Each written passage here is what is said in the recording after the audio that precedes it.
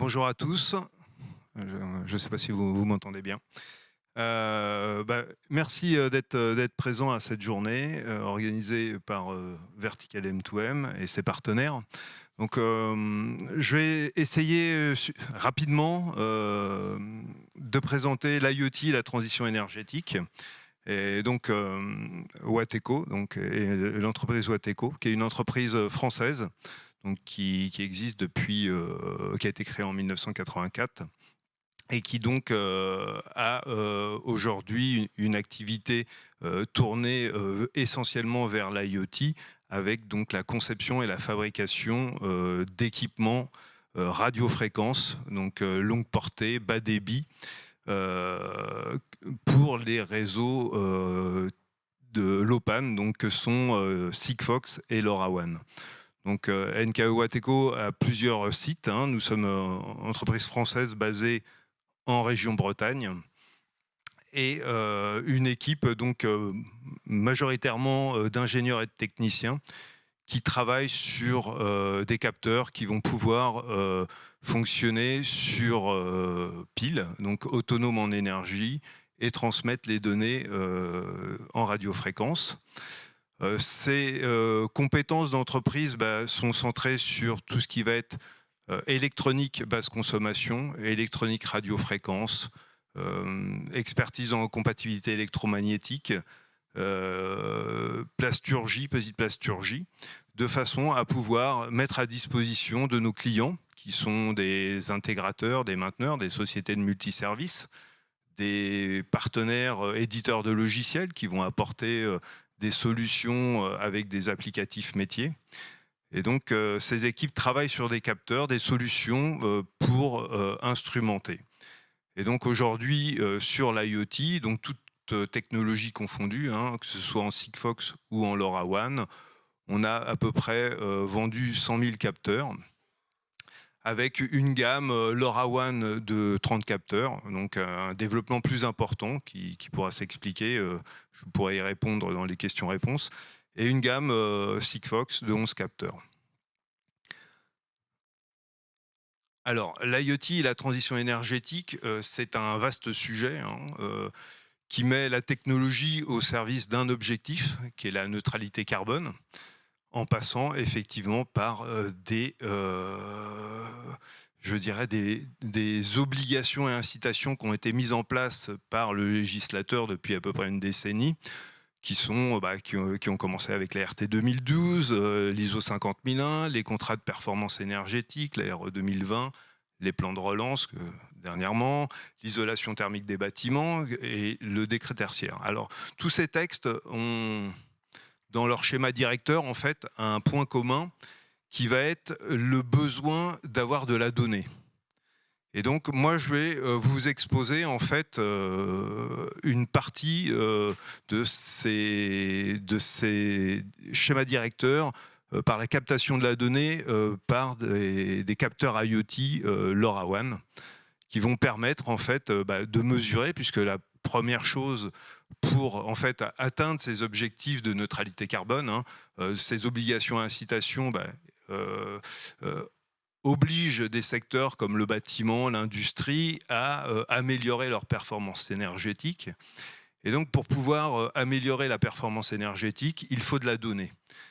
Et pour avoir cette donnée, eh bien, il faut instrumenter. Donc, les capteurs IoT, tels que les LoRaWAN ou les Sigfox, permettent d'aller chercher de la mesure, donc de mesurer. Première étape, donc savoir ce qu'on consomme. Après, surveiller les dérives, eh bien, c'est en physique, tout système dans le temps dérive. De part, ça peut être dû au vieillissement des équipements, mais aussi à l'augmentation du périmètre des équipements. Et puis, quand on a toutes ces données, les analyser et comprendre ce qu'on peut faire. Voilà, pour diminuer en fait sa consommation d'énergie, à la fois multifluide et multi-énergie, que peuvent être l'eau, le gaz, l'électricité et les fluides. Donc l'IoT et la transition énergétique à travers donc le prisme du LoRaWAN est intéressante, et depuis on le constate là de fortement depuis 2018 avec de forts déploiements chez nos clients, notamment donc autour du réseau LoRaWAN, hein, qui peut être au niveau connectivité, soit sur du réseau opérateur, soit sur du réseau privé, ce qui en fait sa force, avec des déploiements chez les opérateurs que l'on connaît, hein, comme Orange ou Bouygues Telecom avec UpGenius. On a aussi maintenant une vision forte de ce qui se passe au niveau des territoires, avec des agglomérations qui déploient elles aussi leur réseau. Notamment, on pourrait citer le SDEF, le Ciel 42, qui sont les syndicats d'énergie, qui ont déployé des réseaux.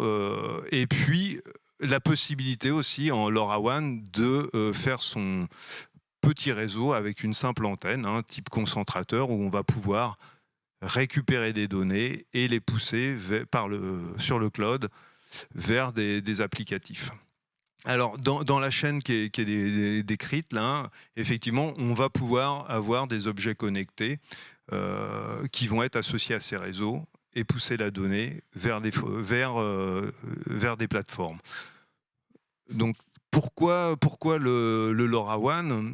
Tout simplement, LoRaWAN permet de développer des capteurs qui vont être, bien sûr, autonomes en énergie, et ça, c'est important, sans fil, donc facile d'installation, rapide à mettre en place, et qui vont, versus des solutions filaires, être d'un coût d'installation bien moindre, donc qui ne vont pas nécessiter par exemple l'intervention de techniciens spécialisés. Et puis un point important aussi, c'est la multiplication des points de mesure. On va pouvoir mettre des capteurs un petit peu partout sur des installations. Alors cette instrumentation va permettre de diminuer en fait, ou d'aller chercher de la performance, de l'amélioration énergétique sur les bâtiments, et aussi au niveau de l'industrie 4.0, de pouvoir gérer le bâtiment comme on le fait pour le bâtiment dans les secteurs tertiaires ou publics et privés, et aussi sur les process. Donc au niveau de l'applicatif, en fait, hein, nous avons aussi des partenaires, je les citais, donc des éditeurs de logiciels qui vont, eux, amener des verticales métiers de façon à pouvoir extraire des données, des gisements d'économie, de performance énergétique, puisque lorsqu'on va, les deux sont un peu liés, hein, il y a les enjeux environnementaux, bien sûr, vers la neutralité carbone, et puis, vu les coûts de l'énergie, des enjeux économiques, de façon à abaisser ses consommations et à réduire sa facture. Les deux restent quand même liés. Donc, dans les cas d'usage bâtiment, que ce soit tertiaire, public ou privé, les textes réglementaires mis en place par le législateur permettent en fait ou obligent, hein, incitent à aller chercher la donnée, les consommations, et à veiller à ce qu'elles réduisent finalement. Hein. Donc les capteurs qu'on a pu développer chez NKE Wateco, notamment sur le LoRaWAN, sur Sigfox aussi, vont permettre d'aller chercher par exemple des données de comptage sur les compteurs généraux. Alors c'est doublement intéressant parce que ça le permet effectivement de monitorer les consommations, savoir ce qu'on consomme, mais ça permet aussi de surveiller les dérives. Imaginons que sur un réseau d'eau, vous avez une fuite. Le fait de remonter la donnée du compteur va mettre en évidence immédiatement une fuite. De faire de l'optimisation de contrat. On a des capteurs, comme des capteurs qui vont par exemple s'installer sur des compteurs généraux électriques de Enedis, qui vont permettre de remonter les données de comptage et de visualiser rapidement un talon de consommation, par exemple, un talon de consommation excessif pendant une période de week-end, un démarrage de process sur des périodes où l'électricité est plus chère. Alors on s'aperçoit que des fois, on peut décaler le process pour que celui-ci démarre sur une période où l'énergie est moins coûteuse. Et puis aussi optimiser son abonnement, c'est-à-dire vérifier que la consommation qu'on a est bien adaptée, que le contrat auquel on a souscrit est bien adapté à la consommation qu'on a. Alors, on a eu des exemples, par exemple, avec des sociétés de BTP qui avaient souscrit pour leur grue des contrats d'abonnement électrique et qui étaient bien surdimensionnés par rapport à la consommation réelle qu'ils avaient. Donc là, en pouvant visualiser leur consommation, ils ont pu réduire l'abonnement et avoir un retour sur investissement qui était immédiat.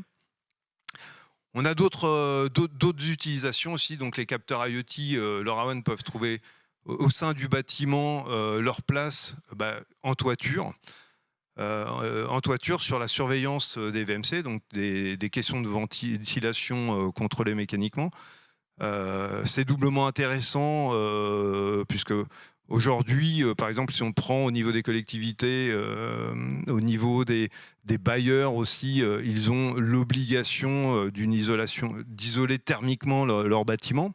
Donc l'isolation thermique des bâtiments, c'est très bien, ça permet de moins consommer, d'avoir moins de déperdition, mais ça a le désavantage de créer une enveloppe autour du bâtiment et de le rendre étanche. Et donc, dès qu'il va y avoir une panne sur une question de ventilation, eh bien, il va y avoir sûrement rapidement production d'humidité au sein du logement, et donc une dégradation de la qualité d'air, sans parler des problèmes, je dirais, de dégradation des locaux avec la production d'humidité, avec l'humidité, la production de moisissures, et donc des frais de rénovation. Mais si on s'attache uniquement à la qualité de l'air, donc de surveiller les questions de ventilation va être intéressant pour le bailleur, de façon à garantir un renouvellement de l'air aux locataires. Et donc on a des capteurs qui s'installent en quelques minutes sur des caissons de VMC, on les démarre et on remonte immédiatement la valeur de la dépression sur le réseau LoRaWAN. Après, à charge de la plateforme en fait, qui va traiter les données, de fournir au bailleur ou au mainteneur les informations sur les niveaux de pression et éventuellement remonter des alertes en cas de rupture du fonctionnement du caisson. On a d'autres capteurs qui vont prendre aussi un intérêt tout particulier pour le confort des locataires. Effectivement, faire de la mesure de température à l'intérieur des logements, c'est intéressant. Également, c'est intéressant pour garantir le confort, mais aussi pour le propriétaire du bâtiment de pouvoir avoir une vérification du respect de son contrat de chauffe, et puis aussi pour le mainteneur d'avoir l'information que la gestion du chauffage correspond bien à la température du contrat. Donc, ces capteurs ont l'intérêt, c'est qu'une fois qu'ils sont posés, ils ont une autonomie qui peut être de l'ordre de 10 ans. Donc on va pouvoir, à moindre frais et avec un coût d'installation très faible, avoir de la donnée pour pouvoir réguler la température de chauffe des logements.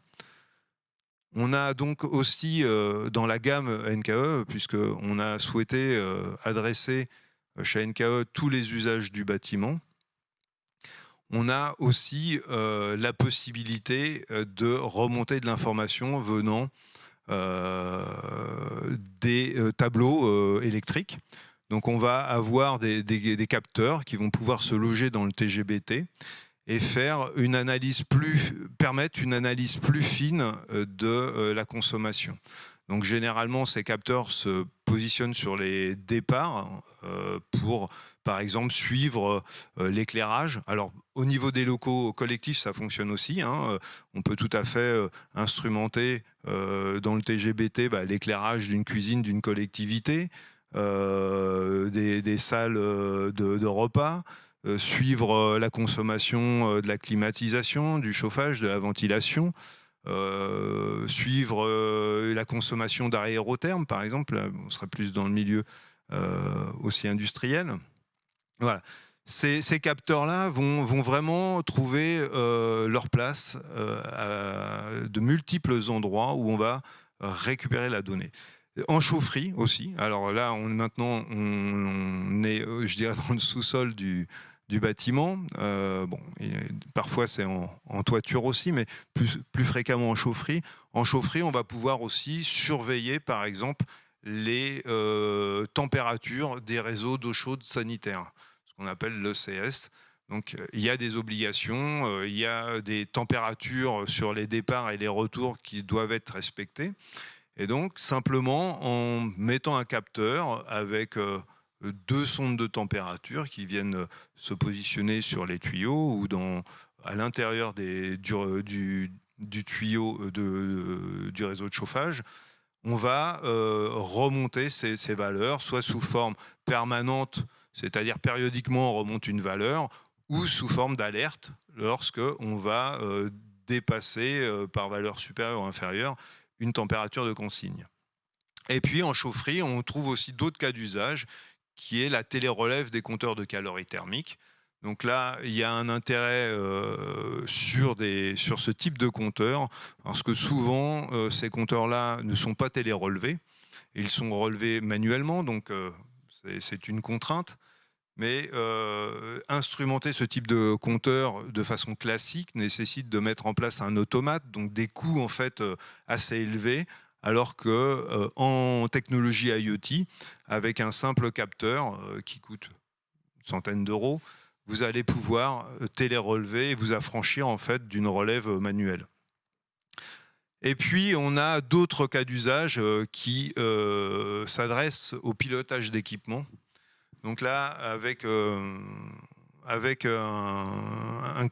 client qui est Dalkia, nous avons réalisé donc là sur les écoles de Cergy Pontoise une expérimentation sur 450 radiateurs électriques où notre client va gérer en fait les radiateurs électriques un peu à l'identique de la régulation hydraulique, où on va pouvoir donc piloter ces radiateurs grâce à un capteur qui s'appelle Fil Pilote chez nous et qui va envoyer des ordres aux radiateurs. Donc là, on est sur un réseau privé, donc avec des gateways. Et donc l'équipement LoRaWAN reçoit des ordres de la gateway et les transforme soit en allumant le radiateur, soit en le positionnant à une température de confort -1, -2 degrés, ou en le coupant.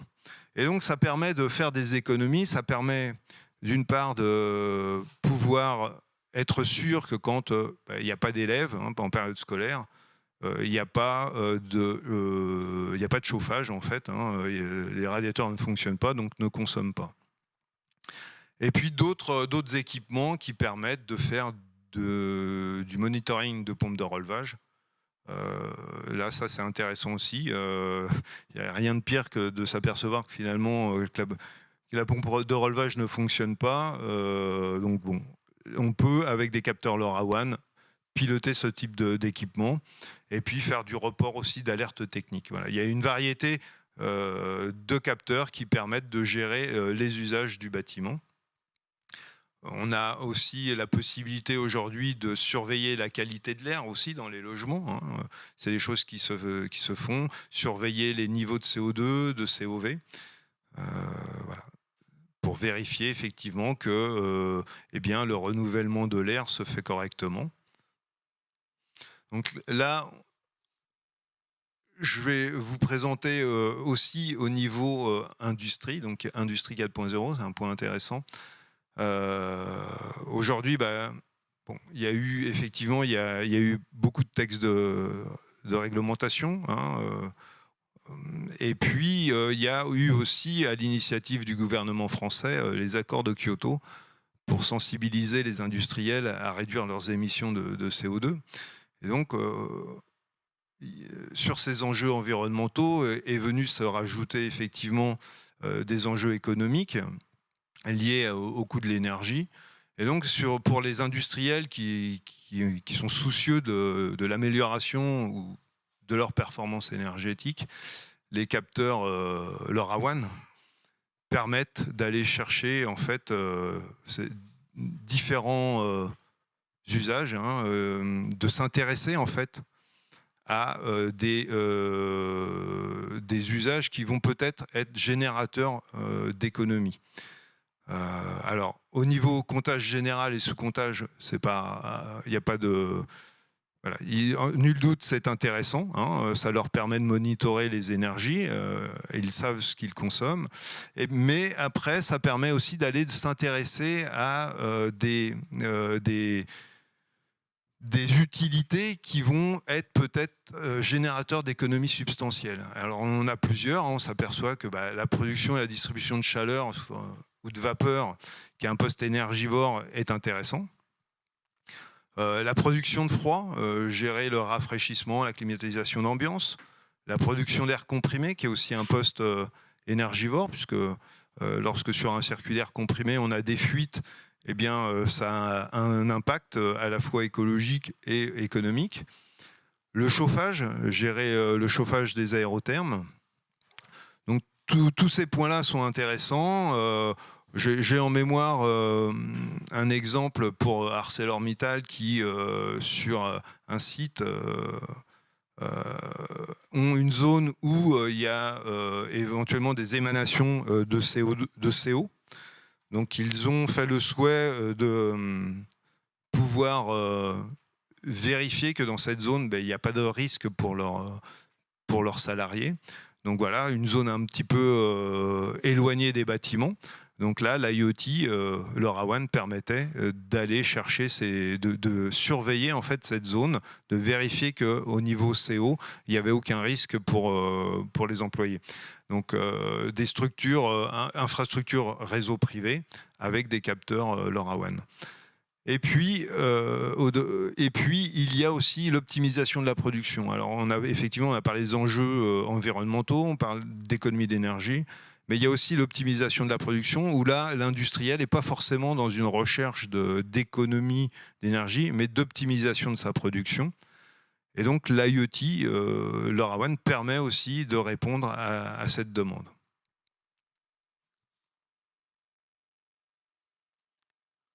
Donc pour finir sur l'industrie 4.0, je voulais vous reporter en fait un cas d'usage, voilà. Un cas du groupe industriel SETI, donc, qui est un fabricant de portes et fenêtres. Et donc cet industriel en fait a fait un constat, c'est que effectivement, dans la démarche qu'il avait de performance énergétique, eh bien, il avait atteint un palier en fait. Et il n'y avait plus de possibilité d'améliorer sa performance énergétique. Et donc, il a fait appel à des sociétés qui font partie du groupe Atlantique, un consortium, dont fait partie NKE Wateco, et a été mis en place un nouveau dispositif avec un objectif, en fait, qui était d'avoir, au niveau de l'énergie, une autoproduction à hauteur de 30%. En énergie renouvelable, donc avec la pose de panneaux photovoltaïques et d'équipements de stockage, de déployer des capteurs Wateco dans l'usine, alors ne pas en mettre partout, mais d'en mettre sur certaines utilités, notamment sur le poste chauffage, sur l'air comprimé, bien sûr sur les compteurs au gaz et électricité, sur la ventilation,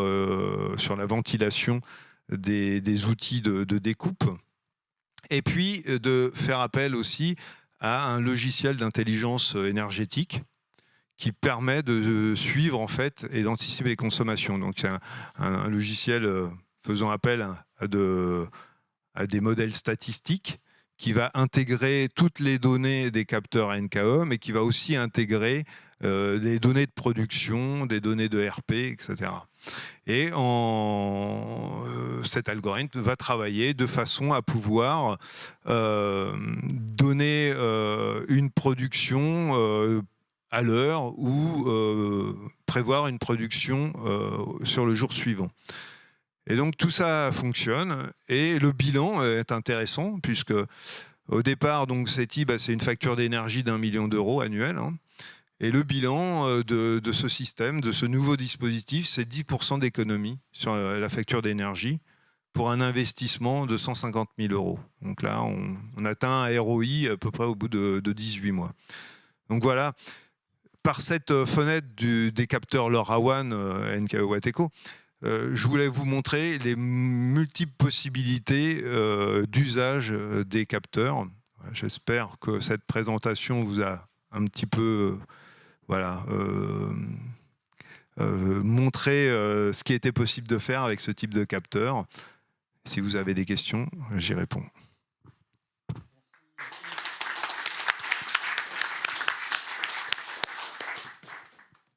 Si dans la salle. Merci beaucoup Philippe pour cette présentation. Il montre l'utilité de l'IoT dans le domaine de l'énergie. Est-ce que quelqu'un a une question? Oui.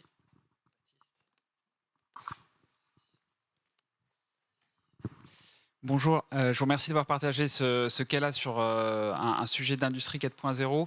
Avec les nouveaux décrets tertiaires, est-ce que vous voyez justement plus au moins de leads, si ce n'est pas concrétisé encore, arriver justement sur le pilotage des bâtiments, sur des objectifs, ou est-ce que ça vient peut-être via vos éditeurs de logiciels partenaires?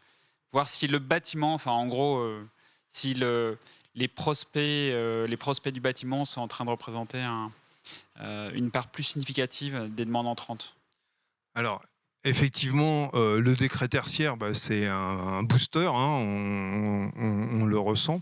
Le cas que je vous ai présenté là de SETI, c'est un cas qui est relaté de 2020. Donc vous voyez, on est en 2022. Effectivement, au niveau du décret tertiaire, on voit bien que chez nos clients, ça bouge. Alors, nos clients sont... Nous ne sommes pas en direct avec les clients finaux, hein, vous l'aviez compris. Nos clients sont des automaticiens, des intégrateurs. Et effectivement, on voit un besoin grandissant chez nos clients par rapport au décret tertiaire. Il y a un impact pour nous en termes de vente avec ce type de décret. Oui. Enfin, c'est difficile de vous répondre puisque nous, on n'a pas les clients finaux, mais en demandant 30, vous avez de plus en plus de... Si vous voulez, chez nos clients automaticiens, effectivement, ça devient des demandes qui sont récurrentes. Chez des sociétés, des intégrateurs. Hein, voilà, il y a des déploiements qui sont mis en place par des sociétés comme Vinci sur le décret tertiaire, que ce soit pour leurs clients ou pour leurs bâtiments. Donc voilà, ça touche beaucoup de monde et l'écosystème, effectivement, en bénéficie. Oui. L'écosystème LoRaWAN. Merci beaucoup.